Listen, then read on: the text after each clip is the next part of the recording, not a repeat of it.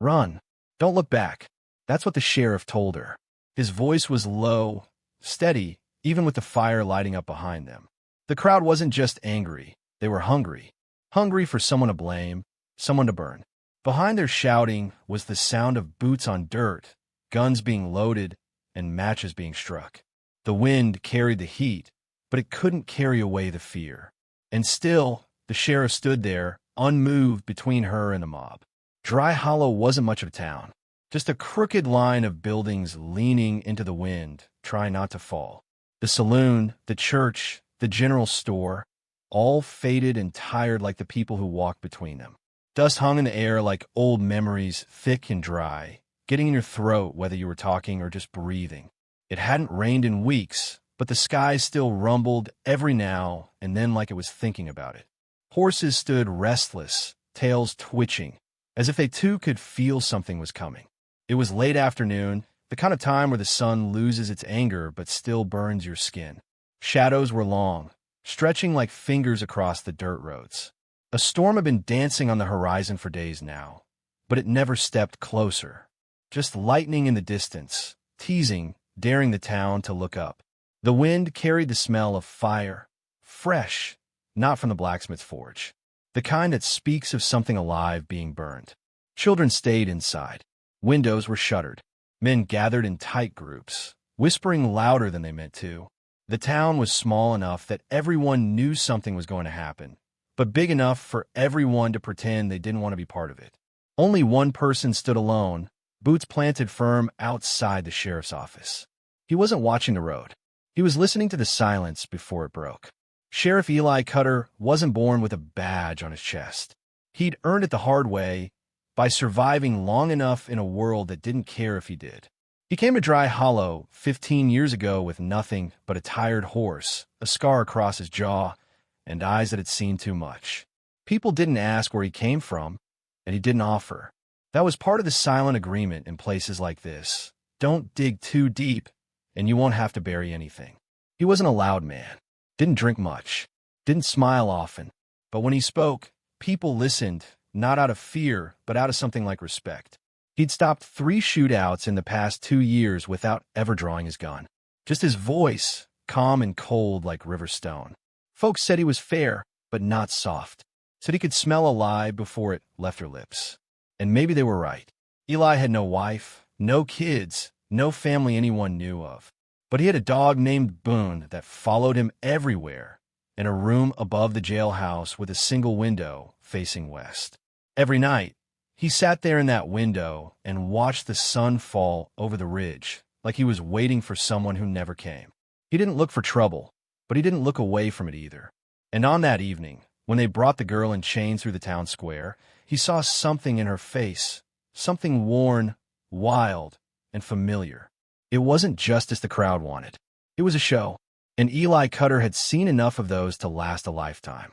They brought her in around sunset, tied to the back of a wagon like some animal they caught out in the wild. Her dress was torn, caked with dust and blood. Her hands were bound in front of her, wrists red and raw.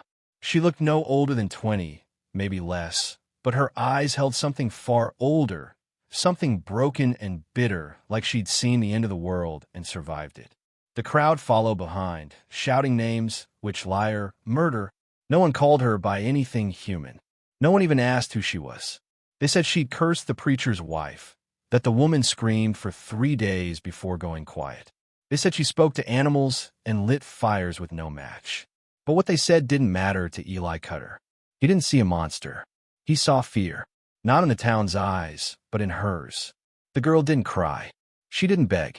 She just stared straight ahead, as if she already knew how this ended. The preacher stood on the saloon steps, holding a Bible in one hand and a torch in the other. His voice rang out, calling for justice, calling for fire. Eli stepped off the porch slowly, hat pulled low, hand resting on the grip of his revolver. He didn't say anything at first. He just looked at her, then looked at them. His presence alone quieted the shouting. The wind kicked up a bit of dust, and for a second, everything stood still, like the town was holding its breath. "She's not going anywhere tonight," Eli finally said. "Not while I'm sheriff." And just like that, the whole town knew the fight had begun.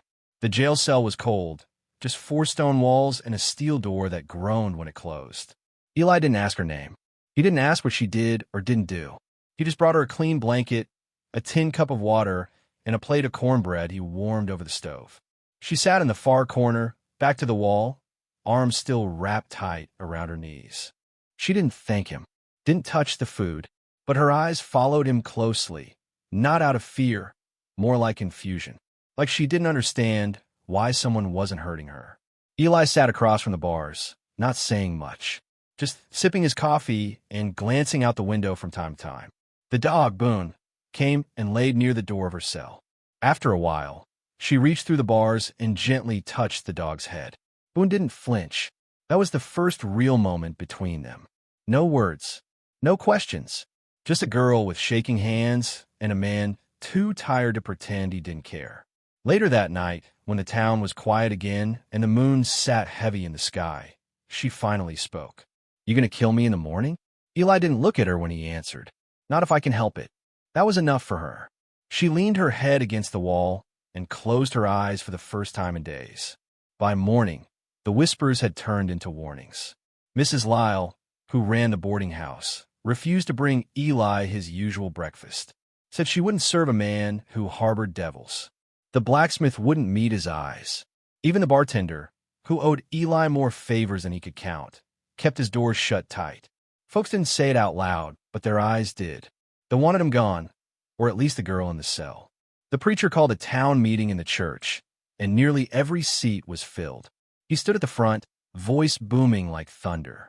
"A curse has entered our town, and the man sworn to protect us now protects the very thing that threatens us."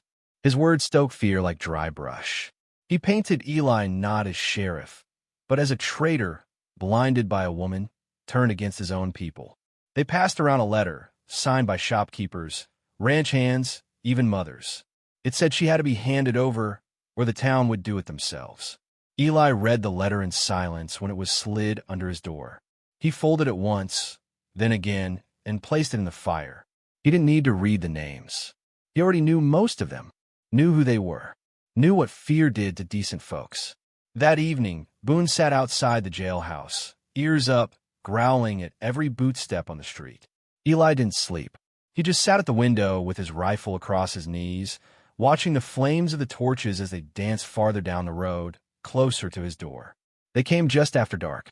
A dozen men on horseback, faces shadowed by hats and hate.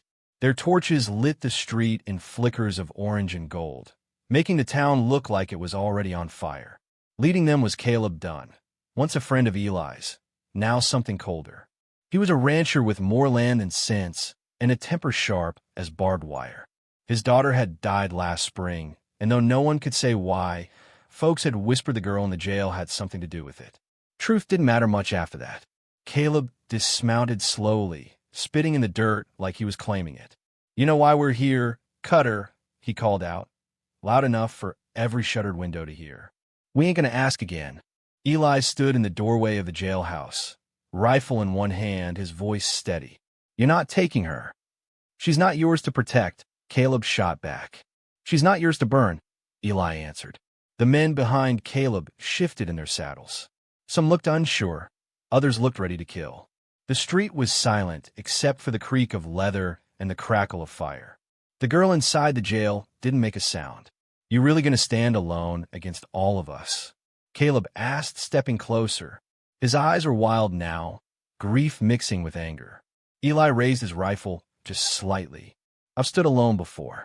The wind picked up, carrying the smell of smoke through the air, as if the land itself was holding its breath. No one moved. No one blinked. It was one of those moments where the whole world seemed to balance on the edge of a single breath, waiting to see if blood would follow. Inside the jail, she stood up. For hours she'd sat quietly, listening to the shouting outside, to the sounds of boots and fire and hate. But now she stood, hands still bound, hair a tangled mess, face pale but steady. The silence outside stretched, but inside, her voice finally broke through it. "You want to know what I did?" she said, her voice rough but clear. "I buried my sister after you burned her alive." Eli didn't turn to look, but he listened. I watched from the trees as your preacher prayed and your wives cheered. She screamed for hours before the fire took her voice. And when it was done, you said it was God's will. That's the kind of people you are. Her words didn't shake. They cut. I didn't curse your children. I didn't speak to the devil. I just survived. And that, I guess, was enough to scare you. She walked to the bars and looked out the small window that faced the street. Her eyes were hard now, not scared, not even angry, just tired of being hunted. If they kill me tonight, I'll die with my eyes open, she said. But at least I'll die knowing I didn't beg. Eli finally turned. Their eyes met. He gave her a small nod. Nothing big, just enough to say, I see you. Outside, the mob hadn't moved yet. But something had changed. The fire was still burning, but the fear was beginning to flicker. Eli stepped out into the street, rifle across his chest. The light from the torches lit up his face just enough for the town to see the lines around his eyes, the weight he carried. He wasn't shaking, wasn't blinking. He looked like a man who'd already decided how this would go. Back away, he said to Caleb and the others. Go home to your wives. Kiss your children. Sleep it off. Caleb laughed, bitter and sharp. We ain't going home without her, Eli. You got no right to stand in the way of justice. Eli's voice didn't rise, but it landed like a hammer. This ain't justice. This is revenge wrapped in Bible pages. One of the younger men, near the back of the crowd, lowered his torch a little. Another shifted his horse to the side. Caleb didn't notice. He was too far gone. You draw your gun on neighbors? Caleb barked. I draw my gun on anyone who tries to drag an innocent girl in a fire. You don't know she's innocent. I don't have to. I just know you ain't the law. The silence between them was heavier than the heat. Eli didn't move. His boots were planted firm in the dirt. One hand rested on his rifle, the other near his holster. Boone stood at his side, growling low. And in that moment, the town remembered why Eli Cutter wore the badge, and why no one had ever dared try and take it from him. No one fired a shot. For a long while, they just stood there, Caleb breathing hard, Eli silent as stone, and the rest of the men frozen in between. The torches cracked and hissed in the dry night air, but the anger that had brought them here was losing its shape. It's one thing to be brave in a crowd, another to be the first man to pull a trigger on a sheriff. One by one, they began to back away. No words, no apologies, just the quiet sound of boots turning in the dust. A few dropped their torches. Others looked down, ashamed, unsure how it had gotten this far. Caleb stood there the longest, his jaw clenched, eyes full of everything he couldn't fix. Then finally, he stepped back into the saddle, firelight dancing off the tears he didn't wipe away. Eli watched them go, never lowering his rifle. Inside the jail, the girl sat back down. Her hands were still tied, her fate still uncertain, but something in her chest loosened. She wasn't safe, not really, but she wasn't alone anymore. And for the first time in a long time, Dry Hollow felt quiet. Not because the people had nothing to say, but because they'd seen something that made them stop and think. The night passed slow. Eli didn't sleep. He sat in his usual chair by the window, watching the street as if it might turn on him again. Boone rested at his feet, finally calm, finally quiet. The fire in the corner stove crackled low, throwing soft light across the floorboards. Outside, the town was still, its anger spent, its people behind locked doors, waiting to see what morning would bring. In the cell, she lay curled in the corner, blanket pulled up to her chin. Her eyes were open, staring at the ceiling. Not afraid. Not anymore. Just tired. Like someone who'd walked too far in one pair of shoes. At dawn, Eli brought her coffee. Black, hot, bitter. He passed it through the bars, and this time she took it with both hands. You got a name? He asked. She nodded slowly. Nora. That's short for anything? She smiled just barely. Short for trouble, I guess. It wasn't much, but it was more than either of them had said since the shouting stopped. He leaned against the bars, sipping from his own cup. She sat on the floor, knees pulled up, holding the coffee like it was warmth itself. The town would talk, of course. They'd say Eli Cutter had gone soft or lost his mind. Maybe both. But for now, in that small, quiet room where the world couldn't reach them, it didn't matter. They were just two people trying to breathe. Later that morning, When the sun had fully risen and the dust had settled, Nora stood at the edge of the porch outside the jailhouse. Eli had untied her hands, but she hadn't said much after that, just walked out into the light like it was something she hadn't felt in a long time. In her hand, she held a thin red ribbon, faded and frayed, the kind little girls tie in their hair. Maybe it had belonged to her sister. Maybe it was hers once.